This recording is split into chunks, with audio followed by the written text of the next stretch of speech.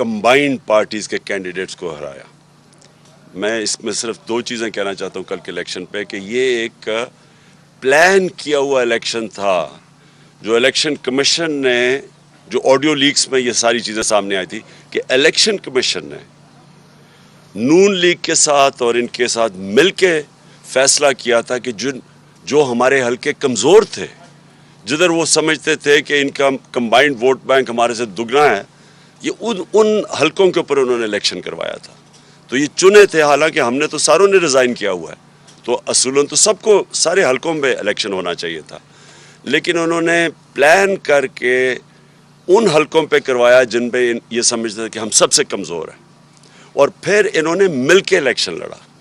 ये ज़रूरी ये है कि पहले तो जो पिछला 2018 का इलेक्शन था तो इन पे तो हर पार्टी का कैंडिडेट था, इस बार इन्होंने जॉइंट कैंडिडेट खड़ा किया, और फिर जिस तरह ये इलेक्शन करवाया गया, यानी डेट्स चेंज होती गई, हम तैयारी करते थे फिर वो डेट चेंज हो जाती थी, फिर पता चला पिछले संडे जी वो अब कराना नहीं चाहते कि जी पुलिस नहीं है। अच्छा, पहले फ्लड का कह दिया, हालांकि फ्लड आया ही नहीं था इन इलाकों में जिधर इलेक्शंस हो रहे हैं, और उसके बाद फिर ये कहा कि जी हमारे पास पुलिस नहीं है। तो खैर वो मोमेंटम जो बनाना था कि जो आप कैंपेन करते हैं वो बना भी नहीं।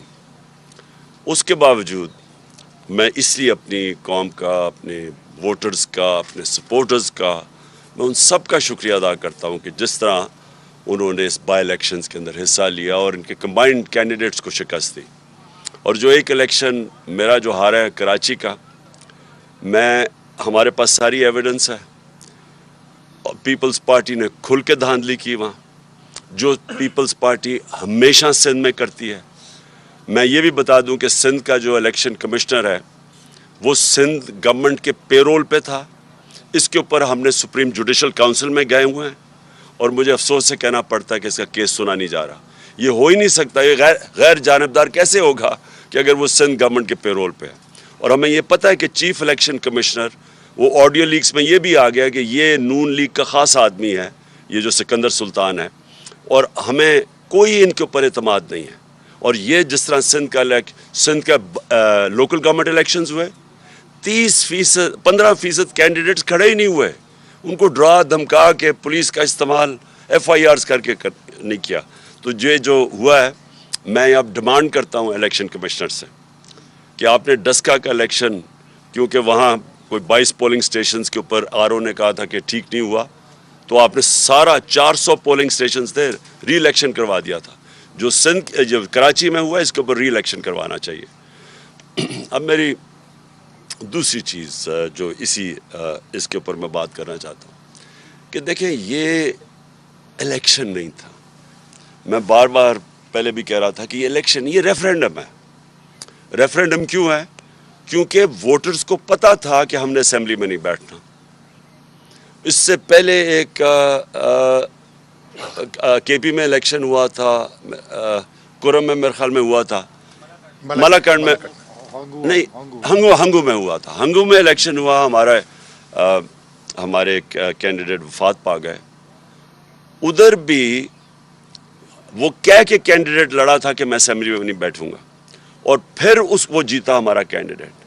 फिर इस बारी हमने, सबको पता कि हमने इलेक्शन में नेशनल असेंबली में नहीं बैठना, तो पता था कि हम उनकी गलियां सड़कें वगैरह नहीं ठीक कर सकते। उसके बावजूद लोगों ने जिस तरह आके हमें वोट दिया है, इससे ये साबित क्या होता है कि कौम इस वक्त इलेक्शंस जा रही है। कौम इस असेंबली को नहीं मानती, कौम इस इम्पोर्टेड गवर्नमेंट को नहीं मानती। ये रेफरेंडम ये है कि पाकिस्तान, ये जो इम्पोर्टेड हुकूमत एक साजिश के तहत हमारे ऊपर मुसल्लत की गई, जो कि बाहर के डिक्टेशन के ऊपर चलती है, जो कि पाकिस्तान की खुददारी, हमारी खुद मुख्तारी, उसको कॉम्प्रोमाइज़ करके बैठी हुई है, जिसके लीडर्स 30 साल से चोरी कर रहे हैं, इनका पैसा मुल्क से बाहर पड़ा हुआ है, जिनके इंटरेस्ट ही पाकिस्तान में नहीं है, जो कि जब मौका मिलता है तो यहाँ से थोड़ा मसला आता है तो बाहर भाग जाते हैं, NRO लेके वापस आ जाते हैं। कौम ने इनको रिजेक्ट किया हुआ है, और ये बार बार सामने आ रहा है। हमारा जो पंजाब का बाई इलेक्शंस हुए 17 जुलाई को, उसमें भी ये रिजेक्ट हुए। اور اس کے علاوہ بھی جو کراچی میں بائی الیکشن اور اس کے بعد جو ملاکنڈ میں ہوا، سب میں ریجیکٹ ہوئے یہ. اور جو کل ورڈکٹ ہے، جو بھی اس ملک میں قوتیں ہیں جو اس ملک کا سوچ رہی ہیں، یہ لوگ تو ملک کا نہیں سوچ رہے، کیونکہ ان کے پاس ان کا تو سٹیک، میں ریپیٹ کرتا ہوں، جن لوگوں کے اربوں ڈالر ملک سے باہر پڑے ہوں، ان کو کیا فرق پڑے گا کہ پاکستان نیچے جا رہا ہے، روپیہ نیچے جا رہا ہے، معیشت نیچے جا رہی ہے، مہنگائی بڑھ رہی ہے. ان کا تو ایشو ہی نہیں ہے. ایشو تو پاکستانیوں کا ہے، جو کہ یہاں جن کا جینا مرنا ہے. اور ایشو ان اداروں کا ہے جن کا سٹیک پاکستان میں ہے. تو وہ کیا یہ دیکھ نہیں رہی کہ یہ کیا ہو رہا ہے ملک کے ساتھ؟ کہ یہ ایک لوگ آتے ہیں، اربوں اربوں روپے کی ان کی چوریاں، ان کی کرپشن کیسز. میں 3.5 سال کہتا گیا کہ یہ میرے سے ایک ہی چیز مانگ رہے ہیں، NRO، اور میں نہیں دوں گا ان کو. میں 3.5 سال کہتا گیا. پہلا دن اسمبلی میں انہوں نے جب تقریر نہیں کرنے دی، میں نے کہا کہ یہ مجھے بلیک میل کر رہے ہیں NRO کے لیے. اور مجھے افسوس سے کہنا پڑتا ہے کہ ان کے پہلے جنرل مشرف نے اس ملک کو سب سے زیادہ نقصان پہنچایا ان کو NRO دے کے.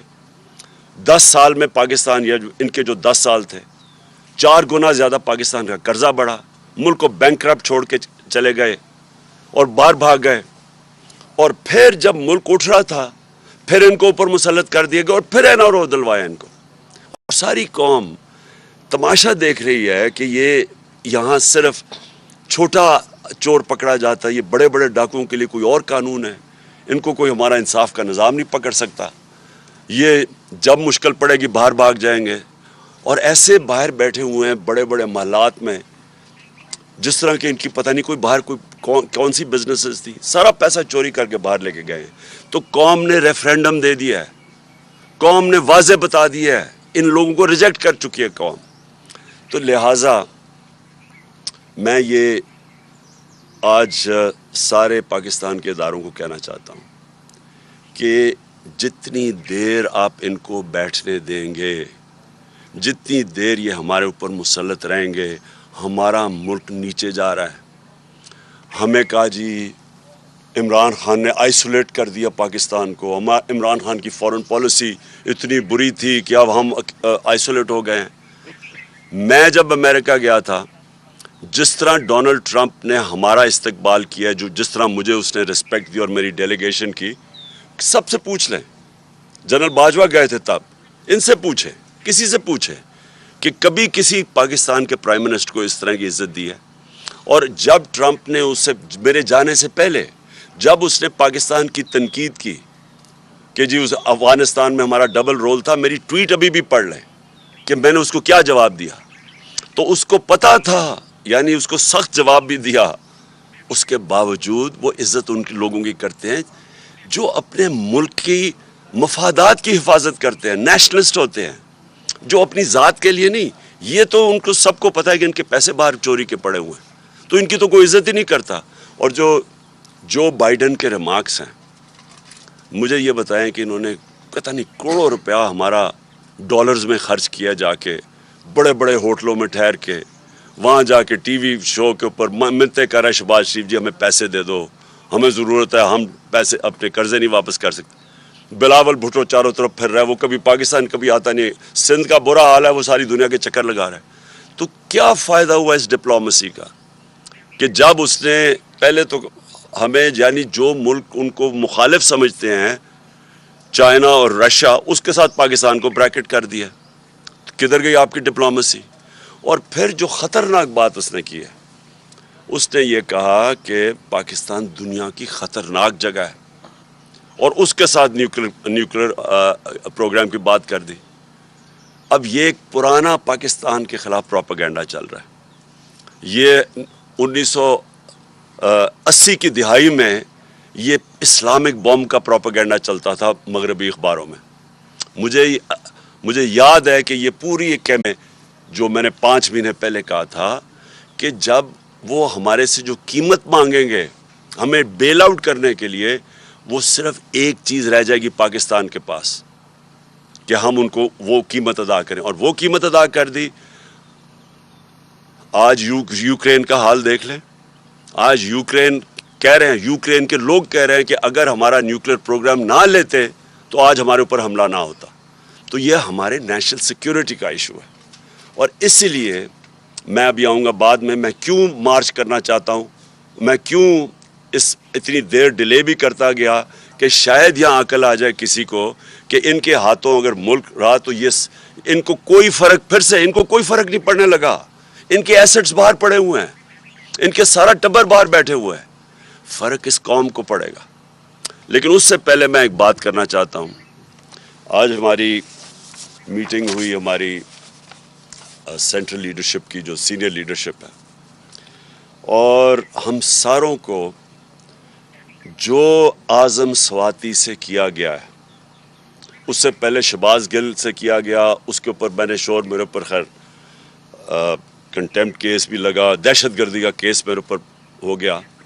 اور تب بھی میرا مسئلہ تو کسٹوڈیل ٹارچر کا تھا کہ ایک آدمی کو آپ کس قانون کے تحت آپ اس کو پکڑ کے, یا جو غلطی کی ہو, عدالت میں قانون بنے ہوئے ہیں, آپ جا کے ان کے اوپر ایکشن لیں. کس قانون کے تحت پکڑ کے اس کو مارا, ٹارچر کیا, ننگا کیا. وہ ایک اور جمیل فاروقی, وہ بھی وہ جرنلسٹ ہیں, وہ کہتے ہیں میرے سے یہ کیا گیا. عمران ریاض کو پکڑ کے ایک چھوٹے سے کمرے میں بند کر دیا گیا. تو لیکن جو اعظم سواتی سے کیا, میں آج اپنی قوم کے سامنے یہ چیز اس لیے رکھنا چاہتا ہوں کہ ایک پاکستانی ہوتے ہوئے, اب میں یہ نہیں کہہ رہا کہ میں کسی پارٹی کا ہیڈ ہوں, پاکستانی ہوتے ہوئے یہ مجھے اتنی شرم آئی ہے کہ ہم اپنے لوگوں کو اس طرح ٹریٹ کر سکتے ہیں, کہ ہم ان کو اس طرح ذلیل کر سکتے ہیں. یہ ذرا سنیں آپ, میں ساری جو اعظم سواتی سے کیا ہے. 3 بجے صبح اس کے گھر کے, اچھا ٹویٹ تھی اس کی, بھئی اگر اس کی ٹویٹ تھی اور اس نے جذبات میں آ کے کوئی بات کہہ دی ہے تو اس کے لیے قانون بنے ہوئے ہیں. یہ کیا لکھا ہوا ہے کہ یہ ہونا چاہیے تھا کہ 3 بجے اس کے گھر اس کے لوگ آئے, یہ ایف آئی اے کے, اس کے بچوں کے, اس کے پوتے اور پوتی کے سامنے, 4 سال کی اور 8 سال کی, ان کے سامنے اس کو مارنا شروع کیا. ایک 75 سال کے آدمی کو اس کو مارا, نوکروں کے سامنے, گھر میں چیزیں توڑی, اور اس کے بعد اس کو پولیس اسٹیشن لے کے گئے. پولیس اسٹیشن سے ایجنسیز کے ہاتھ میں پکڑا دیا. یہ کس قانون کے تحت پکڑا ہے؟ یہ کون سا پاکستان کا آئین اجازت دیتا ہے کہ آپ پکڑ کے ان کو, ایک آدمی کو ایجنسیز کے ہاتھ میں پکڑا دیں؟ اور ایجنسیز نے مزید اس کے اوپر تشدد کیا. ادھر جا کے انہوں نے اس کو ننگا کیا, ٹارچر کیا, سیکشلی ٹارچر کیا. اس نے عدالت میں آ کے بتایا کہ اسے کیا کیا. 75 سال کے آدمی سے, ملک کا سینیٹر, کتنا بڑا جرم تھا کہ جو اس سے یہ کیا گیا. ساری دنیا کے اندر یہ خبر گئی. یہ سارے باہر کے واشنگٹن پوسٹ جیسے بڑے بڑے اخباروں میں یہ خبر گئی. اور خبر کیا گئی کہ پاکستان کے سینیٹر کے اوپر تشدد کیا اور اس کو پکڑ کے جیل میں ڈالا. کیوں؟ کیونکہ اس نے آرمی چیف کی تنقید کر دی. آپ دنیا جمہوریت کے اندر یہ کوئی آرمی چیف کی تنقید کرنے پہ یہ ہوتا ہے؟ کیا یہ سزا ملتی ہے؟ سو دنیا کے اندر یہ شوق ہے, لوگ حیرت میں ہیں کہ یہ کیا ہوا ہے. سارے باہر کے اخباروں, میں نے پوری کٹنگ ہے جو باہر کے اخباروں کے اندر یہ چیزیں پبلش ہوئی ہیں, یہ ساری جگہ یہ خبر پبلش ہوئی ہے. اس سے سب سے بڑی بدنامی پاکستان اور اس کی جمہوریت کی, کہ کسی جمہوریت میں تصور نہیں کوئی کر سکتا. اس کے بعد پاکستانی فوج کی اور پاکستان کے آرمی چیف کی, یہ ان کی بدنامی ہوئی کہ یہ اس کا مطلب کہ فوج آؤٹ آف کنٹرول ہے, فوج آرمی چیف, یہ اس کا مطلب کہ کوئی قانون کے اوپر ہے, وہ کچھ بھی کر سکتے ہیں ملک میں. کیا پاکستان بنانا ریپبلک ہے؟ اور کیا ایک آئین ہمیں انسان کو ڈگنیٹی نہیں دیتا؟ کہ آئین ہماری عزت کو پروٹیکٹ نہیں کرتا کہ اس طرح انسان سے کیا جائے؟ اور ہم نے آج فیصلہ کیا کیا؟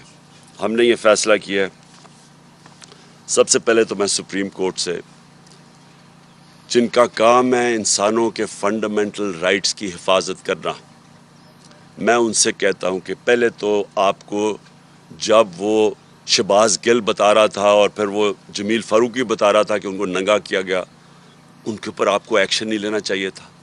اور آپ مجھے بتائیں کہ ملک کے سینٹ کو 75 سال نانا اور دادا اس سے یہ کیا گیا، کیا یہ سپریم کورٹ کی کوئی ذمہ داری نہیں ہے انسانوں کے فنڈامنٹل رائٹس کو پروٹیکٹ کرنا؟ ہم نے یہ اس کے علاوہ فیصلہ کیا، ہم پنجاب اور پختونخوا کی اسمبلی کے اسپیشل سیشن کال کریں گے اس ایشو کے اوپر۔ دوسرا، ہمارے سینیٹرز سپریم کورٹ میں پٹیشن فائل کریں گے۔ تیسرا، ہم انٹرنیشنل آرگنائزیشنز کو اپروچ کریں گے اب، جس کے اندر نمبر 1 ہیومن رائٹ کمیٹی جو جنیوا میں آن ٹارچر ہے، اس کی ICCPR جو ان کی ہے اس کے مطابق اس کے اوپر ہم ان کے اوپر پورا لکھیں گے کہ اس سے کیا ہوا ہے۔ یونائٹڈ نیشنز کا جو اسپیشل ریپورٹر ہے ٹارچر کے اوپر، اس کے پاس ہم بھیج رہے ہیں یہ۔ یورپین یونین کے ہیومن رائٹس کا جو اسپیشل ریپرزینٹیٹیو ہے ان کے پاس ہم یہ بھیج رہے ہیں ساری ڈیٹیلز۔ اور انٹرنیشنل پارلیمنٹری یونین بھی ہے پارلیمنٹیرینز کی، ان کے پاس بھی ہم یہ سارا بھیج رہے ہیں۔ اور مجھے بڑے افسوس سے کہنا پڑتا ہے کہ جو سینٹ کا چیئرمین ہے، مجھے افسوس سے کہنا پڑتا ہے کہ اس نے پروڈکشن آرڈر نہیں کیے۔ کس کے ڈر سے؟ کیا سینٹ کے چیئرمین کی یہ ذمہ داری نہیں تھی کہ اعظم سواتی کے پروڈکشن آرڈر دیتے؟ کس سے ڈرے ہوئے تھے وہ؟ اور میں آخر میں، جو آدمی ذمہ دار ہے اس کا، مجھے پتہ ہے کہ جب سے ایک آدمی کی پوسٹنگ ہوئی ہے اسلام آباد میں اس طرح کی چیزیں ہونی شروع ہو گئی ہیں۔ یہ جو سارے تشدد کے کیس ہیں جب سے وہ یہاں آیا تب سے ہوا ہے، اس کے خلاف ایکشن لینا چاہیے۔ یہ آدمی نے ملک کی بدنامی کر رہا ہے، یہ آدمی اس ملک کے آئین توڑ رہا ہے، اور یہ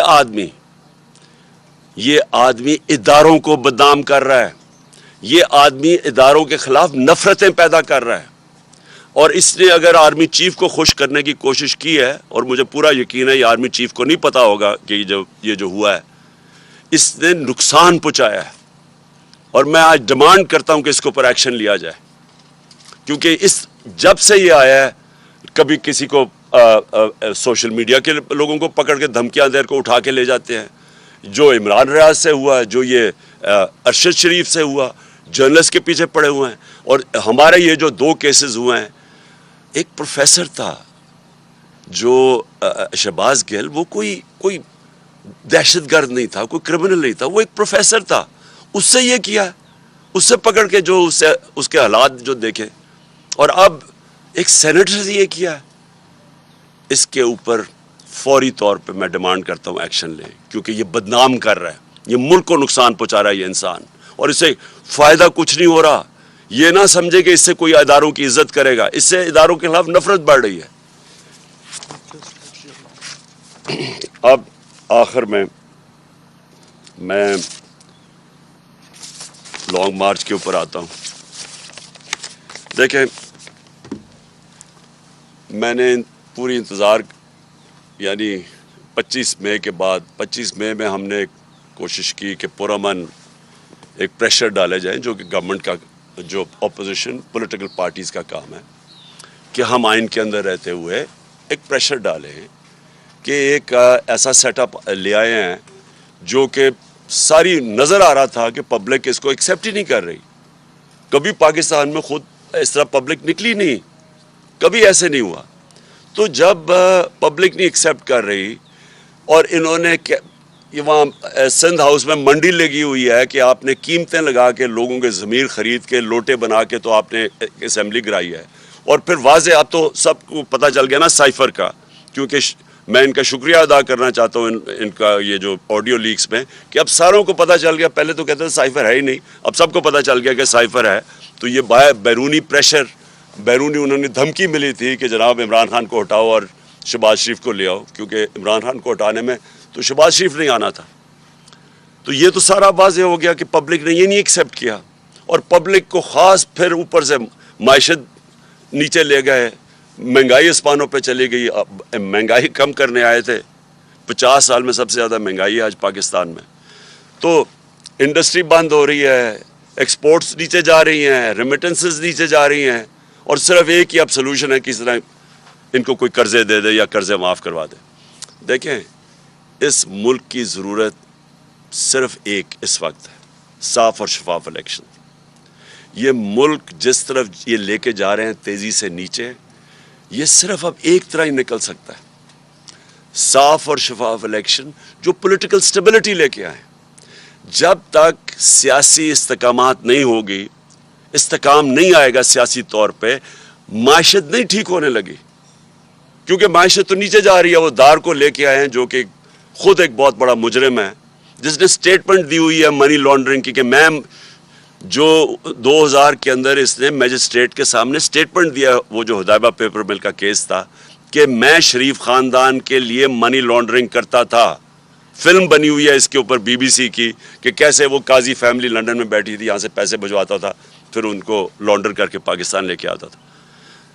یہ ملک کو نہیں سنبھال سکتا ہے, ان کے پاس اب کوئی راستہ نہیں ہے. صرف مسئلہ اب یہ ہے کہ ڈرے ہوئے ہیں الیکشن سے اپنے, کیونکہ الیکشن سے ڈرے ہوئے ہیں. رزلٹ آپ کے سامنے ہے, ساروں نے مل کے بھی الیکشن لڑ گیا, اس کے باوجود یہ نہیں جیت سکتے. تو کیونکہ الیکشن سے ڈرے ہوئے ہیں, یہ ملک کو تباہی کی طرف دھکیلتے جائیں گے, الیکشن نہیں کروائیں گے. اس لیے اس وقت میں ان کو آج پھر وقت دے رہا ہوں. یہ میری مارچ اکتوبر سے آگے نہیں جانے لگی, یہ اب سے لے کے اکتوبر میں کسی ٹائم اناؤنس کروں گا. میں ان کو ٹائم دے رہا ہوں کہ ابھی بھی آپ کے پاس وقت ہے, ملک کی خاطر اپنے آپ کو بچاتے بچاتے ملک کو تباہ نہ کریں. اور میں ابھی بھی کہتا ہوں کہ یہ ہے ٹائم آپ کے لیے الیکشن اناؤنس کرنے کا. اگر آپ نہیں کریں گے, یہ میں مارچ کروں گا, مارچ کی میری تقریباً تیاری مکمل ہے. اور میں آج اپنی قوم کے سامنے انشاءاللہ ایمان تو اللہ پہ ہے میرا, کامیابی تو وہ دیتا ہے, پاکستان کی تاریخ میں اس طرح پبلک نہیں نکلے گی جو اس مارچ پہ نکلے گی. میں ٹائم دے رہا ہوں, آپ کے پاس ہے, چند دن ہیں, اور اس کے بعد میں یہ اناؤنس کر دوں گا. ایک دفعہ مارچ ہو گئی اور ایک دفعہ پبلک جب سڑکوں پہ نکلاتی ہے, یہ یاد رکھیں کہ اب تک ہماری ساری 6 مہینے کی سٹرگل آپ دیکھ لیں, آئین کے بیچ میں رہ کے کیے. ہم نے جلسے کیے ہیں, پبلک دکھا دیا کہ پبلک کدھر کھڑی ہے. جلسوں میں کبھی اتنے بڑے جلسے نہیں ہوئے. ہم نے یہ بھی دکھا دیا کہ جب الیکشن آیا 17 جولائی کا, تب بھی کہ پبلک کدھر کھڑی ہے. اب پھر الیکشن میں, بائی الیکشن جو بھی بیچ میں, سب کو پتہ پبلک کدھر کھڑی ہے. اور یہ مارچ میں پتہ چل جائے گا کہ پبلک کدھر کھڑی ہے. ایک چیز آخری میں میری بات, کہ دیکھیں سری لنکا میں کیا ہوا. سری لنکا میں پبلک جب خود آ جاتی ہے سڑکوں کے اوپر, اور وہ صرف 2.5 کروڑ لوگوں کا ملک ہے, یہاں ہے 22 کروڑ لوگوں کا ملک, اور یہاں ایک دفعہ پبلک سڑکوں پہ آ گئی, یہاں کوئی کسی کے پاس طریقہ نہیں ہے کہ اس کے بعد کیوس کو کون روکے گا. اور ابھی تک سڑکوں پہ کیوں نہیں آئی؟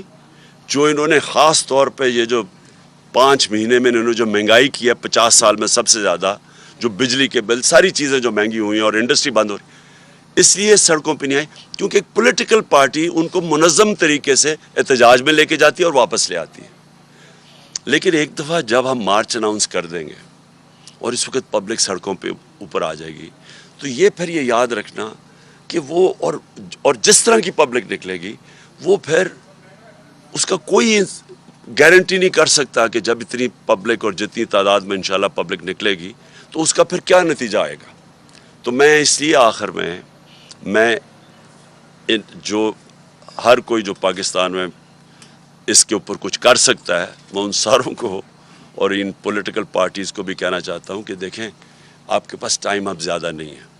ہم یہ اکتوبر کے آگے نہیں جانے لگے, ہم نے فیصلہ کر چکے ہیں. ہماری تیاری جس طرح میں نے کہا تقریباً مکمل ہے, اور میں یہ کسی وقت بھی چند دنوں کے بعد میں یہ اناؤنس کر دوں گا. ہر پریس کانفرنس میں ہم سوال کرتے ہیں کہ مذاکرات ہو رہے ہیں کیا تحریک انصاف کے کسی مذاکرات کنفیوژن ہے خان صاحب, ابھی تک واضح طور پہ نہیں کہا جا رہا, کیا واقعی کسی لیول پہ مذاکرات تحریک انصاف کے ہو رہے ہیں؟ خان صاحب اسی کے ساتھ ایک یہ جوڑ لیں کہ آج سینئر صحافی ان کا بھی آپ صبح میں سن رہا تھا, انہوں نے یہ انکشاف کیا کہ کل کے نتائج کے بعد کوئی 4 سینئر ترین جنرل جو ہیں وہ آپ سے ملے ہیں. تو اس کی ذرا وضاحت کر دیں کہ کیا واقعی یہ درست ہے؟ اور جو ٹکا ثانی نے سوال کیا کہ مذاکرات اگر ہو رہے ہیں تو کس لیے؟ دیکھیں مذاکرات کیا میں کہوں کہ ہو بھی رہے ہیں نہیں بھی ہو رہا ہے، یعنی ان کے اندر ابھی تک کوئی جو بھی تھوڑی ہماری بیک چینلز پہ ہوا ہے کوئی اس طرح کی کلیئرٹی نہیں ہے ابھی تک. وہ کلیئرٹی مجھے پتہ کیوں نہیں ہے، کیونکہ وہ نواز شریف ڈرا ہوا ہے الیکشن سے. وہ جب تک نہیں فیصلہ کرے گا الیکشن نہیں ہوگا. اب اس کو خوف آیا ہوا ہے کہ اگر یہ ساری پارٹیز نے مل کے بھی اور پھر بھی نہیں جیت سکیں تو ان کو خوف آیا ہوا ہے کہ الیکشن اگر ہوں گے تو وہ ہار جائے گا. اور وہ ڈرا یہ ہوا ہے کہ اگر اور وہ چاہتا یہ ہے کہ یہ کھینچتے جائیں اس کو، بشک ملک کا بیڑا غرق ہو جائے، کیونکہ پیسہ اس کو تو فرق ہی نہیں پڑتا ملک کا بیڑا غرق ہو تو. لیکن وہ یہ چاہتا ہے کہ اگر شاید یہ لمبا چلتا جائے تو یہ جو ویو ہے تحریک انصاف کا یہ نیچے آنا شروع ہو جائے گا. اور میں یہ سن رہا ہوں پچھلے 6 مہینے سے کہ جی اب گرمی آئے گی تو کم ہو جائے گا، اب روزے ہوں گے تو ویو کم ہو جائے گا. پھر کسی نے کہا جی اب یہ تو ویو تو بڑھتا جا رہا ہے. تو لیکن وہ ڈرا ہوا ہے کہ وہ چاہتا ہے کہ تھوڑا ٹائم لمبا ہو، 10 مہینے 1 سال ہو جائے تاکہ ویو کم ہو تب الیکشن کروائیں. اور تب تک ملک کو جو نقصان ہوتا ہے اس کا فکر ہی نہیں، کیونکہ وہ تو باہر بیٹھا ہوا ہے. عمر سے ایک سیکنڈ ذرا عمر سے کر لیں سر، اس کی پرسوں شادی جی، ہوئی ہے ہاں، اس لیے امپورٹنٹ ہے اس کی. جی عمر. بتائیے گا ابھی جو کل ضمنی انتخاب ہوا اس میں جو ووٹوں کا تناسب ہوا، آپ کے ووٹوں میں اضافہ ہوا. پہلی بار لوگ یہ بات کر رہے ہیں کہ جو جلسوں کا موب ہے وہ ووٹرز میں کنورٹ ہوا ہے. سر ایک تو یہ بتائیے گا کہ ابھی جو آپ دیکھ رہے ہیں اگر انتخابات ہوتے ہیں تو کیا آپ کی پارٹی جو آپ نے ٹکٹیں تقسیم کرنی ہے آپ کی وہ پلاننگ بھی آپ نے کی ہوئی ہے کہ اس حساب سے آپ جو ٹکٹ تقسیم کریں گے اس میں، کیونکہ لوگوں نے آپ کو ووٹ زیادہ دیا لیکن دوسرے اگر کینڈیڈیٹ ملتان کی بات کریں تو وہاں پر آپ کی جو پارٹی ہے وہ ہاری ہے. تو کیا آپ کو لگتا ہے کہ اس میں جو موروثی سیاست کا ایک عنصر تھا وہ آپ کی پی ٹی آئی کے لوگوں نے اس کو قبول نہیں کیا؟ ایک تو سر یہ بتا دیں، اور ساتھ ایک ساتھ یہ چھوٹا سا کوشچن یہ بھی ہے کہ جو آپ کا 25 کا جو لانگ مارچ تھا اس میں اور جو آپ اناؤنس کریں گے اس میں سر فرق کیا ہوگا؟ دیکھیں پاکستان بدل گیا، اور یہ جو وہ نواز شریف اور یہ زرداری 90 کی سیاست کر رہے ہیں ان کو پتہ نہیں ہے کہ ملک چینج ہو گیا. اور ملک بڑی تیزی سے چینج ہوا ہے جس کے اندر سوشل میڈیا کا بہت بڑا رول ہے، کیونکہ جو سیاسی شعور اب آیا ہے وہ کبھی پہلے تھا ہی نہیں. اوپر سے سوشل میڈیا ایک نئی قسم کی ڈیموکریسی ہے کہ جس کے پاس فون ہے اس کی آواز ہے، یہ کبھی پہلے تھا ہی نہیں. تو جو پرانے زمانے میں رہ رہے ہیں نا یہ جو نواز اور زرداری، ان کا ٹائم ختم ہو گیا. میں یہ آپ کو بتا رہا ہوں کہ یہ اب جو بھی کر لیں یہ نہیں جیت سکتے، انہوں نے اب ہارنا ہے. جہاں تک آپ نے کہا نا کہ 25 اور اب میں کیا فرق ہے، فرق یہ ہے کہ 25 میں ہم نے ایک پرامن احتجاج کی کال دی اور ہمیں کوئی اندازہ نہیں تھا کہ اس طرح کی شیلنگ ہوگی. لوگوں کو اٹھائے 2 دن پہلے گھروں میں گھس کے جو انہوں نے تشدد کیا گھروں کے اوپر، عورتیں تھیں وہاں، یعنی میں نے تو کبھی پاکستان میں ایسا نہیں دیکھا. اس باری جو ہماری تیاری ہے وہ یہ جو بھی کریں گے یہ فیل ہو جائیں گے، کیونکہ وہ تیاری اب ایسی ہے کہ ہم نے پورا، مجھے پتہ ہے کہ رانا ثناء اللہ جیسے مجرم کا ذہن تو کسی بیوقوف کو بھی پتہ ہے کہ وہ اس میں عقل تو ہے ہی کوئی نہیں. وہ ڈنڈا مارو جی، یہ مارو یہ مارو، اور میں نے جو ڈرون کر دیا تو وہ اوپر سے یہ کر دیں گے. اس بیوقوف کو یہ نہیں پتا کہ اس کو موقع ہی نہیں مل رہا یہ چیزیں کرنے کا جو میں کر رہا ہوں. اب مائک لے لیں سر، مائک میں کوشچن سر، مائک لے لیں، مائک ستار صاحب کر لیں. جی بولو. خان صاحب یہ فرمائیے گا کہ آپ کا جو احتجاج ہے اور آپ کے احتجاج اور گورنمنٹ جو ہے وہ مذاکرات نہیں کرتی، تو آپ بھی مارچ کرتے ہیں، تو اس تناؤ کی وجہ سے کہیں ایسا تو نہیں کہ جمہوریت کی جو ہے بساط وہ لپٹنے کے چانسز ہیں؟ اور دوسرا یہ کہ جو سرکاری افسران اعلی کار بن کے جرنلسٹوں کو، پولیٹیشنز کو وہ سکرو کر رہے ہیں، کیا ان کی وہ لسٹیں آپ بنا رہے ہیں کہ نہیں؟ Thank you.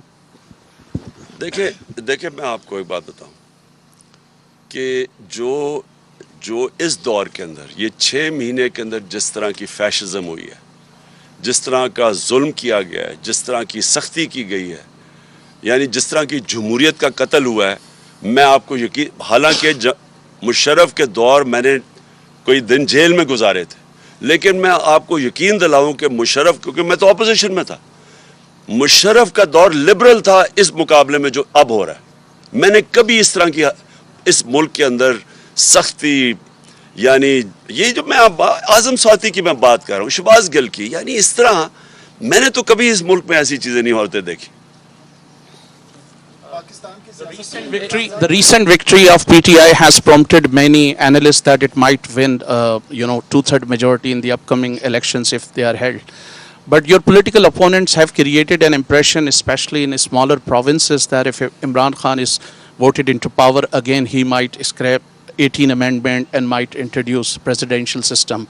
So there are many nationalists, especially in Balochistan and Sindh, the province from where I belong to, who are very apprehensive about this. And then PTI recently made it very clear that it wants all the institution to be in their constitutional domains. This is what PPP used to claim in the past, Noon League used to claim in the past. Don't you think that this could be a starting point of dialogues between PTI and the government, that at least they should agree that this is something that should be done? देखिए, मैं आपको बताऊं हमारा problem क्या है opposition के साथ। जो ऑपोजिशन है ना, ये डेमोक्रेट्स नहीं है, ये क्रिमिनल्स हैं, ये मुजरिम हैं। कौन है जो कि एनआरओ लेता है? मुझे बताएं, आज तक किसी डेमोक्रेट को तसव्वुर कर सकता है कि मैं असेंबली में जाऊं, मेरे पर अरबों रुपए के करप्शन के केस हैं, मैं कानून पास के अपने सारे केस माफ़ करवा लूं? ये कभी किसी दुनिया की डेमोक्रेसी में कोई तसव्वुर भी नहीं कर सकता, क्योंकि आप पब्लिक रिप्रेजेंटेटिव होते हैं। पब्लिक रिप्रेजेंटेटिव का मतलब कि आप पब्लिक के मफादात की हिफाजत करने आते हैं। आप पब्लिक का पैसा चोरी करके कानून पास करके माफ़ नहीं करवा सकते किसी जमहूरियत में। तो मैं पहले दिन से, ये गवाह हैं मेरे कॉलीग्स, मैं इनको कहता रहा कि इनको डेमोक्रेट ना समझो, ये मुजरिम हैं। ये मैं 30 साल से इनको जानता हूँ कि इन्होंने किस तरह दोनों हाथों से मुल्क को लूटा है। और इनसे डायलॉग आप जितना भी करेंगे वो आके फंस जाएगा कि जी हमें एनआरओ दे दो। और मैं जब कहता था, ये सारे कहते थे जी कौन मांग रहा है एनआरओ। अब आते साथ ही पहला ही काम किया कि अपने आप को एनआरओ दे दिए। तो इनसे डायलॉग करना बड़ा मुश्किल है। डायलॉग आप उनसे करते हैं, मसलन बलोच नेशनलिस्ट हैं, सिंधी नेशनलिस्ट हैं, आप इन सब से डायलॉग करते हैं, क्योंकि पॉलिटिक्स के अंदर डायलॉग करके आप कंसेंसस डेवलप करते हैं। लेकिन जो चोर है उनसे आप कैसे डायलॉग करेंगे? वो कहेगा मेरी चोरी माफ़ कर दो। आप उसकी चोरी माफ़ करते हैं, आप मुल्क को तबाह कर देते हैं। मुल्क के अंदर मैं अपने नबी सल्लल्लाहु अलैहि वसल्लम की इसलिए मिसाल देता हूँ कि वो सबसे अजीम लीडर थे। उन्होंने फतह मक्का के बाद सबको माफ़ कर दिया, यानी जिन्होंने जुल्म किया, तशद्दुद किया, सब कुछ किया, उनको माफ़ कर दिया। लेकिन जब उन्होंने कहा एक कुरैश की लड़की ने चोरी किया, माफ़ कर दो, उन्होंने कहा मेरी बेटी भी चोरी करेगा तो मैं नहीं माफ़ करूँगा। चोरी को जब आप माफ़ करते हैं, मास्टर तबाह कर देते हैं। आपको चोरी, इसका मतलब कि चोरी बुरी चीज़ ही नहीं है। तो चोरी बुरी चीज़ नहीं है तो आप तीसरी दुनिया बन जाते हैं। सारी डेवलपिंग वर्ल्ड के अंदर इसी तरह के लोग बैठे हुए मुल्क को चोरी करके पैसा बाहर लेके जा रहे हैं, इसलिए वो मुल्क गरीब है। जी, एक मिनट, वो शिराज अहमद शिराजी, न्यू टीवी से सवाल है मेरा। Sir, Siraj Ahmad Shirazi, new TV से सवाल मेरा ये कि कल के ज़िमनी इंतखाबात में पीटीआई की जीत इदारों के किरदार को कहा देखते हैं खान साहब, क्या बकौल आपके न्यूट्रल्स कर वाकई न्यूट्रल्स रहे? और क्या ये तासुर तो नहीं दिया जा रहा कि न्यूट्रल्स कल या ज़िमनी इंतखाबात में न्यूट्रल्स रहकर जो जनरल इंतखाबात थे उसमें जिस तरह आप उन पर इल्ज़ामात लगाते हैं कि वो प्री प्लान धांधली करते हैं, तो उसमें वो प्री प्लान धांधली करें? देखिए, कई दफ़ा गेम उधर चली जाती है कि धांधली के बावजूद भी आप नहीं जीत सकते। अब मैं जब हिंदुस्तान और पाकिस्तानी क्रिकेट मैचेस होते थे तो वो पाकिस्तान, हमारे अपने अंपायर इधर होते थे, उनके अंपायर उधर होते थे। वो हम उधर नहीं जीत सकते थे, वो इधर नहीं जीत सकते थे, क्योंकि टीम मुश्किल में पड़ती थी, अंपायर मदद करने आ जाते थे। मैं वाहिद कैप्टन हूँ जो हिंदुस्तान के अंपायरों के बावजूद जीत के आया था। ये हम अंपायरों के बावजूद जीत रहे हैं, लेकिन ये हम अंपायरों के बावजूद, क्योंकि ये जो है ना, ये सिकंदर सुल्तान से बददियानतदार इलेक्शन कमिश्नर मैंने पाकिस्तान की तारीख में नहीं देखा। और वो आ ही गया, ऑडियो लीक्स में वो आ ही गया है कि वो इंस्ट्रक्शंस ले रहा है कि अच्छा चुन के ये 8 हल्के रखो ताकि किसी तरह आप दोनों मिलके तो इलेक्शन कमीशन मिलके हरा रही। इसने हमें इतना नुकसान पहुंचाया। ये इस तरह होता है कि ये नून लीग का एक हिस्सा है, उनके साथ बैठ के इसने, जो पंजाब के भी ज़िमनी इलेक्शन थे जो 20 हुए थे बाई इलेक्शंस, उधर भी जाके सारा वक्त वो मरियम और उसके साथ बैठा होता था, हमजा के साथ, ये सारा वक्त प्लान हल्के बनाने के अंदर ये सारा इसने उनके साथ मिलकर काम किया है। और इसके बावजूद हम जीतते हैं। لیکن الیکشن کمیشن دیکھیں اس نے سب سے بڑا ظلم کیا کہ اس نے ای وی ایم مشینز نہیں آنے دی. اگر ای وی ایم مشین ہوتا یہ کراچی کا الیکشن کے اندر مسئلے نہ آتے. وہ اب گھسے ہوئے ہیں پولیس والے اندر اور وہ سٹیمپس لگا رہے ہیں. ای وی ایم مشین ہوتا تو آپ کر ہی نہیں سکتے دھاندلی. اور ہم کہتے رہے گورنمنٹ میں بیٹھے کہ ای وی ایم مشینز لے کے آؤ. یہ الیکشن کمیشنر ملا ہوا تھا نون لیگ اور ان کے ساتھ اور ہینڈلرز کے ساتھ, اور یہ آنے نہیں دے رہے تھے مشین, کیونکہ یہ دھاندلی کرنا چاہتے ہیں. صدیق جان اس وقت جو ہم چیزیں دیکھتے ہیں کہ نیب ختم ہو گیا, مریم نواز بری ہو گئی, شباز شریف بری ہو گئے, حمزہ بری ہو گئے, ای وی ایم ختم ہو گیا, اوورسیز پاکستانیوں کے ووٹ ختم ہو گئے, یعنی جتنی چیزیں اس حکومت نے آ کے کرنی تھیں وہ ساری چیزیں ختم ہو گئی ہیں سوائے ایک چیز کے, وہ ہے میاں نواز شریف واپسی. اس وقت جو نظر آتا ہے وہ یہ آتا ہے کہ دو وجوہات سے الیکشن نون لیگ نہیں جانا چاہتی. ایک نون لیگ اس لیے نہیں جانا چاہتی کہ وہ کہتے ہیں لیول پلینگ فیلڈ, اور اس کا مطلب ہے نواز شریف واپسی. اس پہ آپ کیا کہتے ہیں؟ اور ساتھ ہی جو ایک یہ بہت خطرناک ایک تاثر بن گیا ہے کہ عمران خان کی کامیابی فوج کی بطور ادارہ شکست تصور ہوگی. تو اس تاثر کو آپ کیسے زائل کریں گے جس وجہ سے شاید ادارے بھی الیکشن کو ڈیلے کر رہے ہیں اور الیکشن کی طرف وہ نہیں جانا چاہتے؟ دیکھیں پہلے تو اب میں یہاں ذرا دو ذہن میں ہوں. نواز شریف کو الیکشن صرف تب لڑ سکتا ہے کہ اس کی چوری معاف کر دی جائے. اب جب آپ نے اس کی چوری معاف کر دی, کیونکہ چوری تو سامنے ہے, 4 بڑے بڑے لندن کے فلیٹ ہیں اس کے اربوں روپے کے, بتا نہیں سکتا پیسہ کدھر سے ہے, بیٹی کے نام پہ فلیٹ لیے ہوئے ہیں. اس سے بڑا کیا, یعنی ثبوت کیا چاہیے آپ کو؟ وہ تسلیم کر رہا ہے کہ ہاں یہ ہمارے فلیٹ ہیں, اور وہ تسلیم بھی تب کیا جب پینما کے اندر انکشاف ہوا. اس سے پہلے نہیں مانتے تھے, اس سے پہلے تو کہتے تھے لندن تو چھوڑو, پاکستان میں بھی کوئی پراپرٹی نہیں ہے. تو جب پکڑے گئے اس کے بعد انہوں نے تسلیم کیا. ابھی تک نہیں بتا سکے کہ وہ پیسہ کدھر سے آیا. اب آپ اس آدمی کو چلیں, ایک مجرم کو آپ کہتے ہیں کہ الیکشن لڑنے دو. میرا تو پورا دل ہے, کیوں دیکھیں میں تو ایک سپورٹس مین رہ چکا ہوں, میں تو کمزور ٹیموں سے کھیلتا ہی میرا دل ہی نہیں کرتا تھا. میں شاید واحد کیپٹن تھا جب کمزور ٹیم آتی میں کسی اور کو کھلاؤ. تو میں تو چاہتا ہوں کہ وہ آئے اور اس کے ساتھ میرا مقابلہ ہو, لیکن ساتھ ساتھ یہ سوچ لیں کہ پھر ہم نے مجرموں کو, یعنی جرم میں کوئی بری چیز ہی نہیں ہے, کوئی بھی آ کے الیکشن لڑ لے. ویسے جو این آر او مل گیا, اب مجھے لگتا ہے وہ ویسے بری ہو جائے گا, تو چلو اچھا آئے مقابلہ کرے. لیکن وہ اتنا ڈرپوک آدمی ہے, وہ تب تک نہیں میچ کھیلتا تھا جب تک اس کا اپنا امپائر کھڑا نہ ہو. جمخانہ کلب کے اندر آج بھی کسی سے پوچھ لیں, بڑے لوگ ہیں یا ابھی جو کھیلتے تھے ہمارے ساتھ, یہ سلمان لوگی سے پوچھ لیں, جو وہ پہلے اپنا امپائر لے کے آتا تھا دونوں طرف, پھر کھڑا ہو کے بیٹنگ کرتا تھا. بلکہ وہ 1-2 صحافیوں نے بھی یہ اس کے اوپر لکھا ہوا ہے. تو وہ کبھی کھیل ہی نہیں سکتا میچ صحیح طرح نیوٹرل امپائر سے. اداروں کی شکست, دیکھیں اداروں کی آپ نے دیکھیں, کون چاہتا ہے کہ اپنے ملک کے اداروں کے ساتھ آپ کا مقابلہ ہو؟ یعنی وہ تو اپنا ہی نقصان کرنا ہے نا, ملک کا نقصان ہے. ملک کی سب سے بڑی پارٹی کا کسی بھی ادارے کے ساتھ اگر کلیش ہوتا ہے, عدلیہ ہو, فوج ہو, نقصان تو ملک کا ہے. اور ہم نے پوری کوشش کی ہے, حالانکہ کئی جگہ ہمیں کارنر بھی کیا گیا ہے, میں یہ کہوں گا کہ ہمیں دیوار کے ساتھ بھی لگایا گیا ہے, لیکن اس کے باوجود میں نے پوری کوشش کی ہے کہ ہم کوئی ایسی چیز نہ کریں کہ ہمارے اداروں کو نقصان پہنچے. رانا ثناء اللہ صاحب روز کہتے ہیں جی کہ فورس کا یوز کریں گے اگر آپ اسلام آباد آئے, اور آپ کہہ رہے ہیں کہ جی میں اسلام آباد آؤں گا. تو اگر لا اینڈ آرڈر کی سچویشن پیدا ہوئی اور یہاں پہ چیزیں پوائنٹ آف نو ریٹرن پہ گئیں اور کسی تھرڈ فورس کو انٹروین کرنا پڑا, تو اس کا ذمہ دار کون ہوگا؟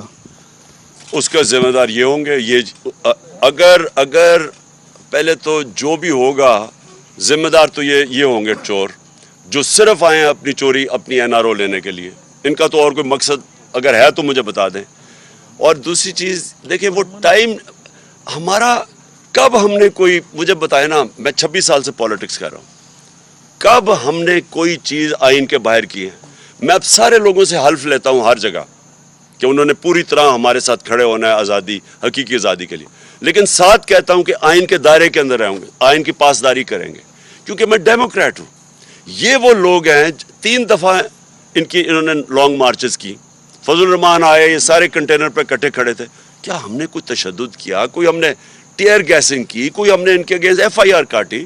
تو یہ جو ایک مجرم, کیونکہ یہ تو ہے ہی ایک قاتل آدمی, اس کا آپ کو پتہ ہے کہ یہ عابد شیر علی کا باپ کہتا تھا اس نے 18 قتل کیا ہے, کوئی کہتے ہیں 18 25 یا 24 کیے, جو بھی ہے.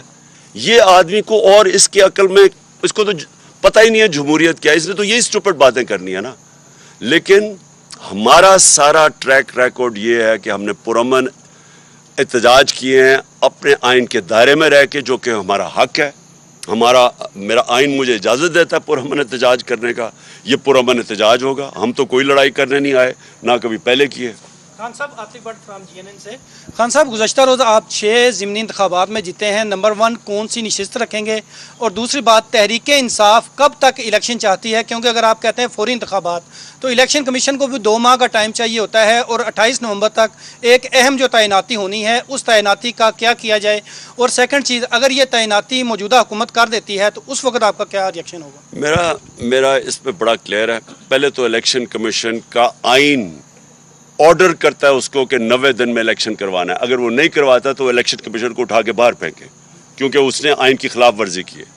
जहाँ तक आर्मी चीफ की अपॉइंटमेंट है, किसी सूरत नवाज शरीफ जैसे मुजरिम जिसका स्टेट पाकिस्तान में नहीं है, जो मुल्क से बाहर सारे उसके एसेट्स हैं पड़े हुए हैं, जो यहाँ से मनी लॉन्ड्रिंग करके पैसे बाहर लेके गया है, जो जब बाहर बैठा होता है तो सारा जिसने पाकिस्तानी फ़ौज के ख़िलाफ़ जिस तरह की उसने स्टेटमेंट्स दी हुई हैं, जो उसका सारा, तो उस तरह के आदमी को आर्मी चीफ जैसी इतनी अहम अपॉइंटमेंट है पाकिस्तान की नेशनल सिक्योरिटी के हिसाब से, ना उसको अपॉइंट करना चाहिए।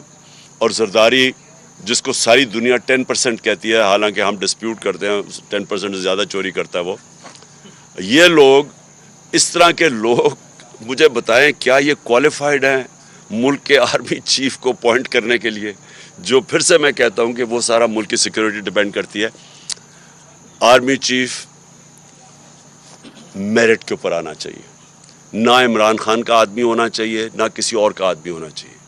सारी दुनिया के अंदर ऐसी, और मैं बात कर रहा हूँ कामयाब जो ममालिक हैं, मेरिट के ऊपर अपॉइंटमेंट्स होती है। इनको सिर्फ ये वो लोग हैं जिनको अपने जजेस चाहिए, अपने FIA का हेड चाहिए, इन लोगों को अपना नैब का हेड चाहिए, जो इन्होंने मिल के चार्टर ऑफ डेमोक्रेसी में अपना नैब का हेड रख के तब मुल्क को लूटा था। उन लोगों को चाहिए जिनको कोई इस मुल्क के कानून तोड़ने होते हैं, या उनको पैसा चोरी करना होता है, या चोरी करके पैसा बचाना होता है। उन लोगों को, इदारों को कंट्रोल करने के लिए अपने लोग चाहिए होते हैं। मुझे बताया, मैंने 3.5 साल में मुझे एक बताएं कि जो मैंने मेरिट के बगैर कोई भर्ती की हो। मुझे क्या फ़र्क पड़ता है कौन आर्मी चीफ है जब तक वो मेरिट में है?